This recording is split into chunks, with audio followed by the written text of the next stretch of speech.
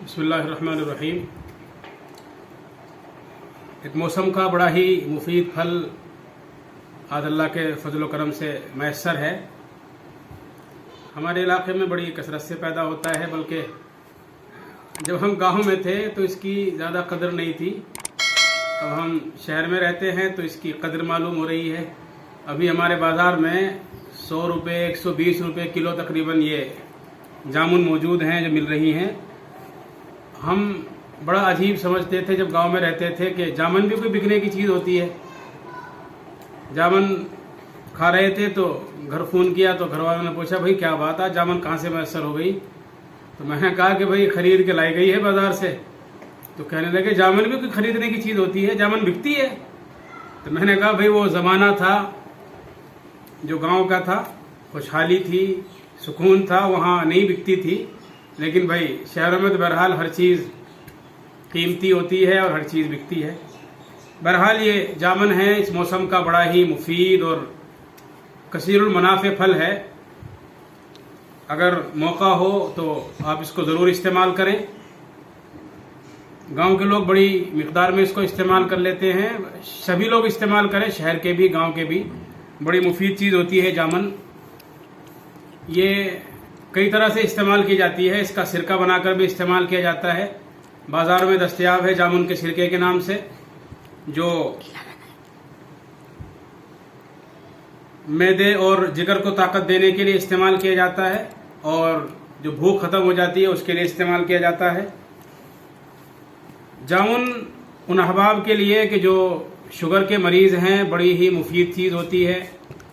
और इसकी गुठली भी बड़ी फ़ायदे की हामिल है। जो जामुन के नुस्खे होते हैं, अक्सर जामुन के नुस्खों में ये गुठली इस्तेमाल कराई जाती है।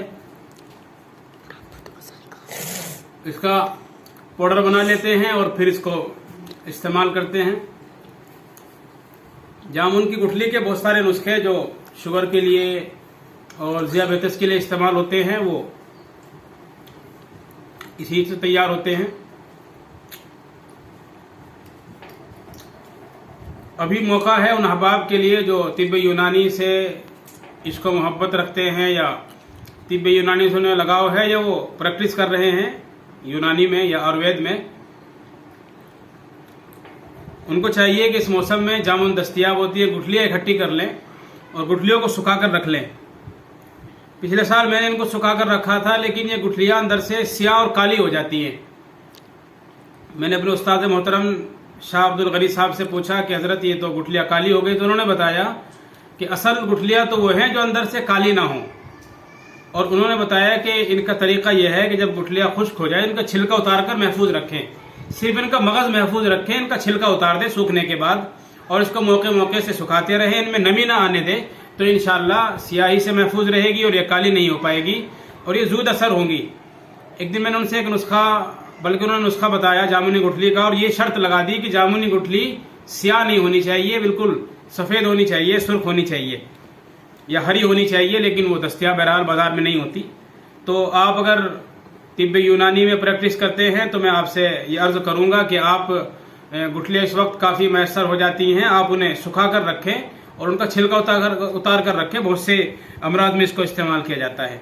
दो नुस्खे मैं आपकी खिदमत में पेश कर रहा हूँ। एक तो बड़ा ही मुफीद और कारआमद और ज़ूद असर है शुगर के लिए, और दूसरा इसहाल कोहना के लिए, जो ज़हीर हो जाते हैं, दस्त बहुत पुराने हो जाते हैं, उनके लिए मैं आपको एक नुस्खा बता रहा हूँ। जामुन की गुठली और आम की गुठली बराबर मिक़दार में ले लें, और हलेला सिया जिसको काली हेड़ कह देते हैं, छोटी वाली, वो बराबर मिक़दार में ले लें।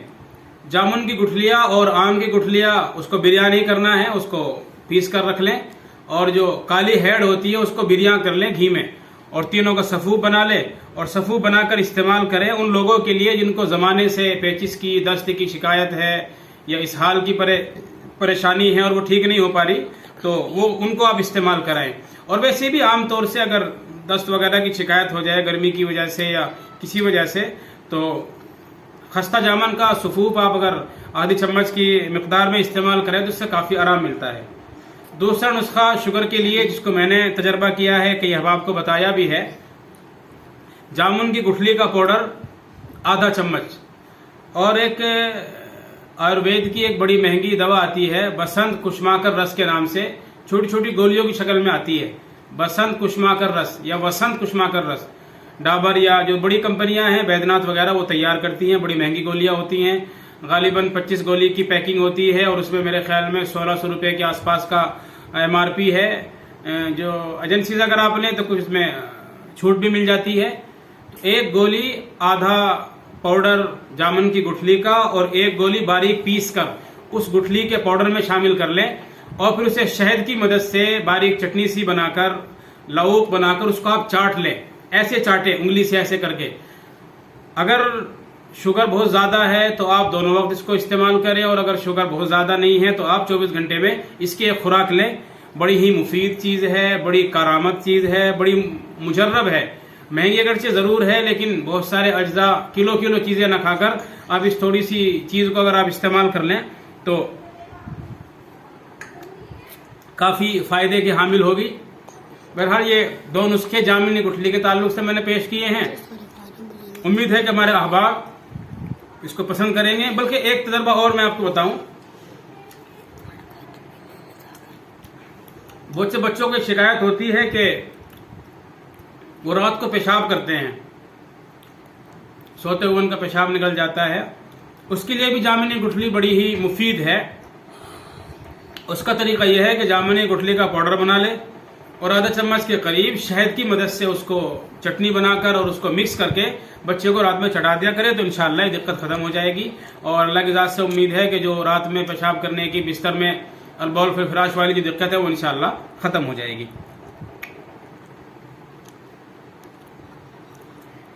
बहरहाल ये जामुन है, ये थोड़ी सी बची हुई है।